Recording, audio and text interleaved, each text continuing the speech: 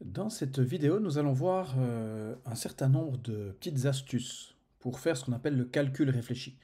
Donc, qu'est-ce que c'est que le calcul réfléchi? Donc, c'est quelque chose qu'on utilise souvent quand on fait du calcul mental, hein. C'est du calcul astucieux pour calculer des choses qui, a priori, pourraient être compliquées à calculer, mais en fait, donc avec un petit peu d'astuce, est assez facile. Donc ici, j'ai listé, alors il y a pêle-mêle plein de choses qui peuvent être utiles.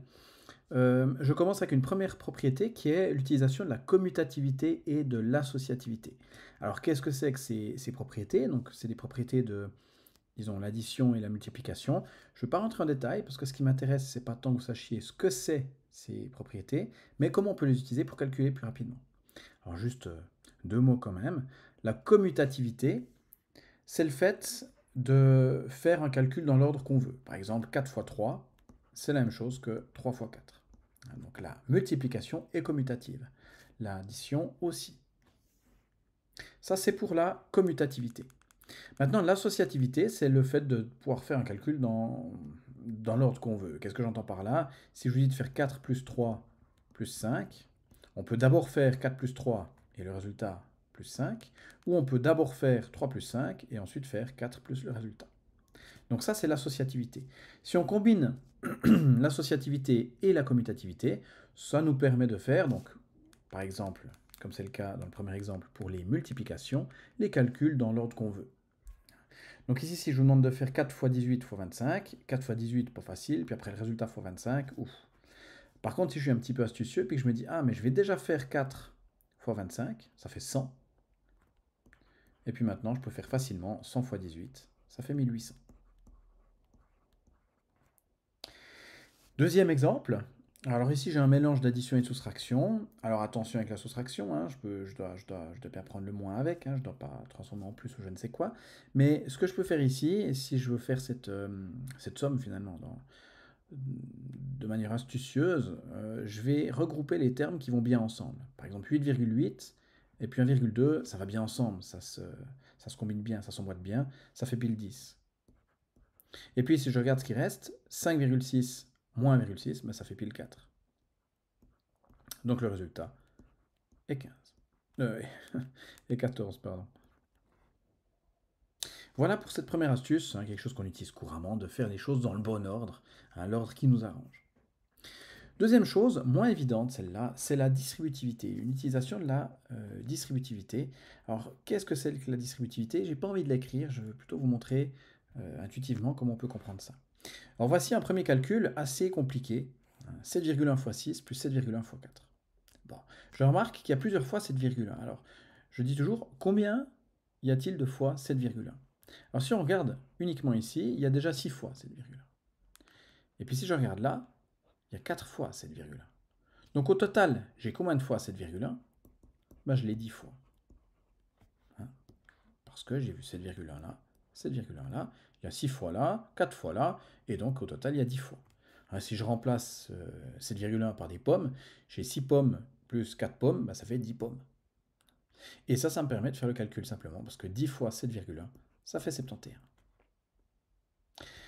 Autre exemple, ici je remarque que j'ai plusieurs fois 14 qui apparaît, alors je peux le remettre en évidence, j'ai 23 fois 14, et j'enlève 3 fois 14. Donc j'ai combien de fois 14? Ben, j'ai plus que 20 fois 14. Et 20 fois 14, c'est facile à faire, hein. Pour faire x20, on fait x10 x2 ou x2 x10, donc ça fait 280. Voilà pour cet exemple. Alors ça, faut le voir, hein, c'est moins évident que la propriété de l'astuce, disons, de tout à l'heure, mais c'est quelque chose qu'on peut faire de temps en temps. Autre chose qu'on peut faire, alors là, bon, comment on peut faire pour diviser par exemple 168 par 3 de tête?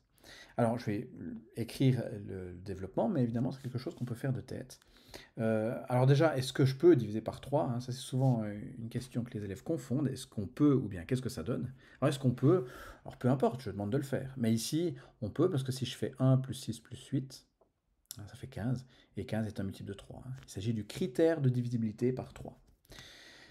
Bon, comment j'aurais pu dire autrement, hein, voir autrement que c'était divisible par 3? Ben, en fait, j'aurais pu dire, ah mais 168, en fait, c'est 150 plus 18. Et puis, 150, je sais le diviser par 3, et puis 18, je sais aussi le diviser par 3. Donc, c'est divisible par 3. Et ça m'indique comment je peux faire le calcul de tête. 150 divisé par 3, ça fait 50.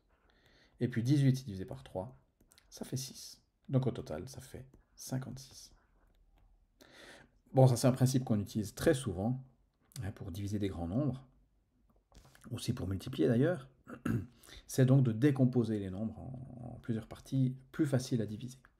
Alors si je prends le deuxième exemple, 126 divisé par 7, même principe, 126, j'ai aucune idée de... Déjà 6 est divisé par 7, puis comment le faire. Par contre, je peux le décomposer. Je peux dire que 126, c'est... Alors, si je cherche des multiples de 7 faciles, il y a 70. C'est 70 plus 56.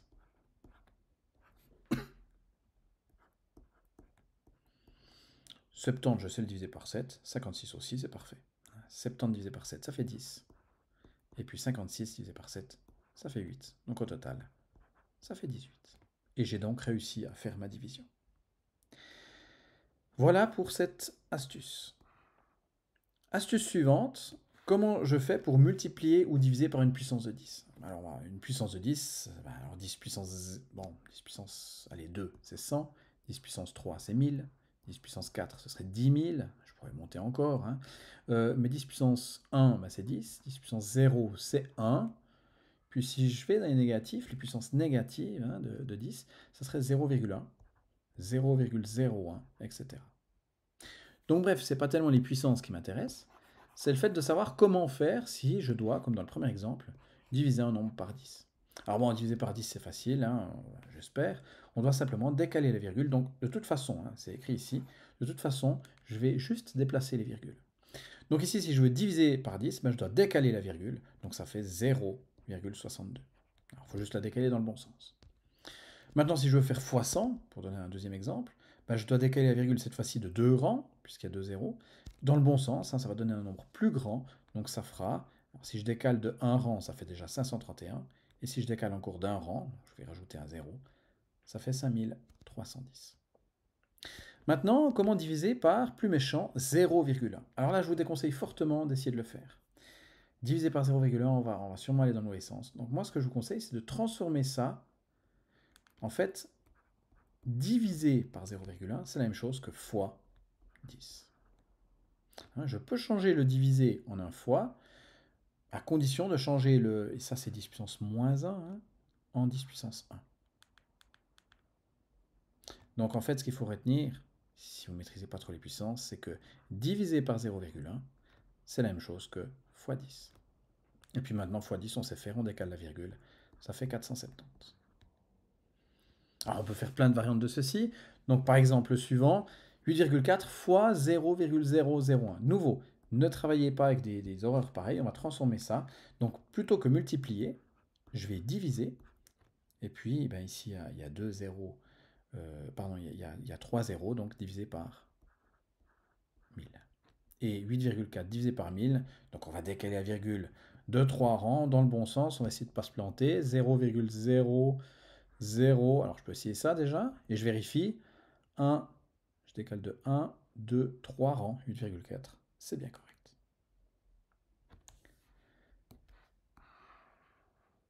Autre astuce, multiplier ou diviser par une puissance de 2. Donc, par exemple, comment je fais pour multiplier par 4? Le plus simple, pour faire x4, c'est de faire x2 x2. Puisque 4, c'est 2 x 2. Donc 38 x 2, ça fait déjà 76. x 2, ça fait 152. Et puis de même, comme on divisait par 8, on divise par 2, et par 2, et par 2. Donc 114 divisé par 2, ça fait déjà... Ça fait quoi? Ça fait 57. Divisé par 2, alors ça fait 25 et 3,5, donc 28,5. Et je dois encore diviser par 2, ça fait 14,25.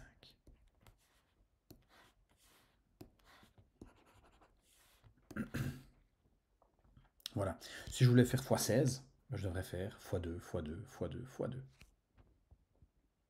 Autre astuce, alors que celle-là, elle est vraiment pratique, on l'utilise souvent, mais souvent elle est oubliée. Comment on fait pour multiplier par 5? Le principe de multiplier par 5, comme c'est le cas ici, c'est compliqué de multiplier par 5. Donc moi, j'ai envie de multiplier par 10. Alors évidemment, c'est faux. Si je multiplie par 10, ça fait 430. Mais moi, je ne voulais pas multiplier par 10. Je voulais multiplier que par 5. Donc pour compenser l'erreur que j'ai faite, je dois encore diviser par 2. Donc c'est ce qui est écrit ici. D'abord, on multiplie par 10. Puis ensuite, on divise par 2 pour compenser l'erreur qu'on a faite. Donc ici, divisé par 2, ça fait 215.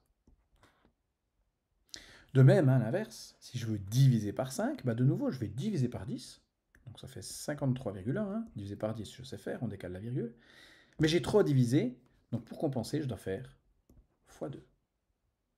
Et donc ça donne 106,2. Autre astuce, bon alors, peut-être moins souvent utilisée, mais bon, multiplier par 1,5, ça veut dire prendre une fois et demie. Donc si je veux faire une fois et demie 62, ça veut dire que je vais prendre 62, puis je vais encore rajouter la moitié de 62, donc 31. Et donc ça fait 93. De même, si je veux faire une fois et demie 108, ça veut dire que je prends une fois 108 déjà, et je rajoute la moitié de 108. Et ça fait 162.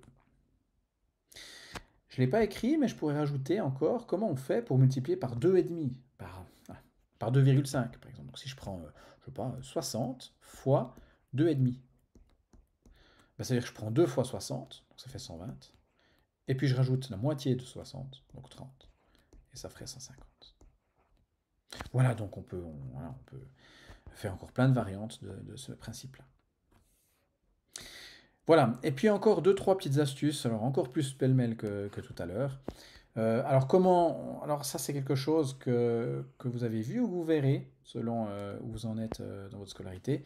Mais diviser par un nombre, en fait, c'est multiplier par son inverse. Ça veut dire quoi? Ça veut dire que par exemple, multiplier par 0,5, c'est la même chose que diviser par 2.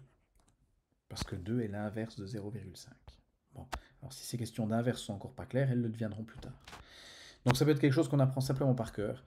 Fois 0,5, c'est la même chose que diviser par 2. Et du coup, ici, ça donne 25,5.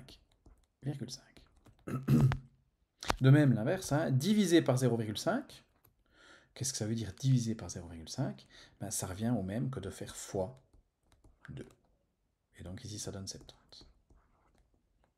Alors on peut le traiter autrement, celui-là.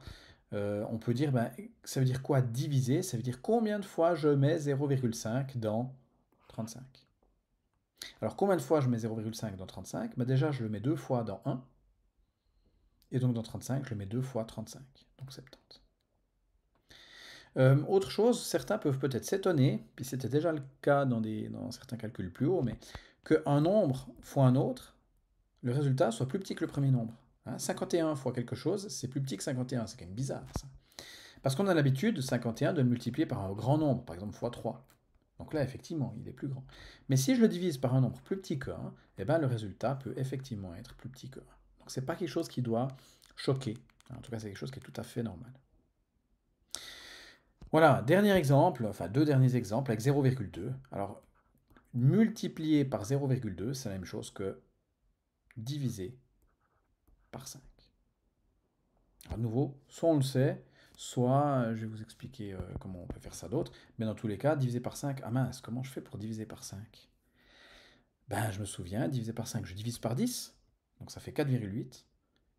Et puis je fais fois 2, donc ça fait 9,6. Alors autrement, comment on aurait pu dire? Pour faire fois 0,2, en fait j'aurais pu faire fois 2. Si je fais 48 fois 2, ça donne 96. Bien, mais je ne devais pas faire fois 2, je devais faire fois 0,2. Donc je dois décaler la virgule et ça donne 9,6. Voilà. Alors attention quand même, ça marche bien avec les multiplications. Par contre avec les divisions, il faut un petit peu se gaffer. Alors on voit un exemple ici. 63 divisé par 0,2. Alors si vous vous souvenez que 0,2 c'est l'inverse de 5, donc c'est 63 fois 5. Et puis là on sait faire, on fait déjà fois 10, ça fait 630. Je divise par 2, 315.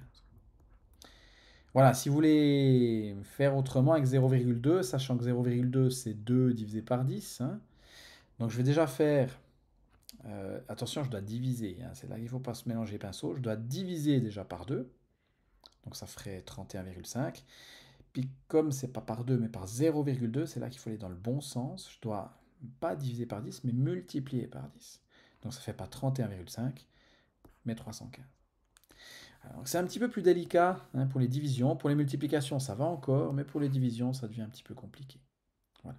Donc peut-être ça, c'est des choses qui sont moins évidentes en 9e année, qui le deviendront un petit peu plus tard. Mais voilà. Donc ça fait déjà un bon paquet d'astuces que j'ai donné ici. Voilà.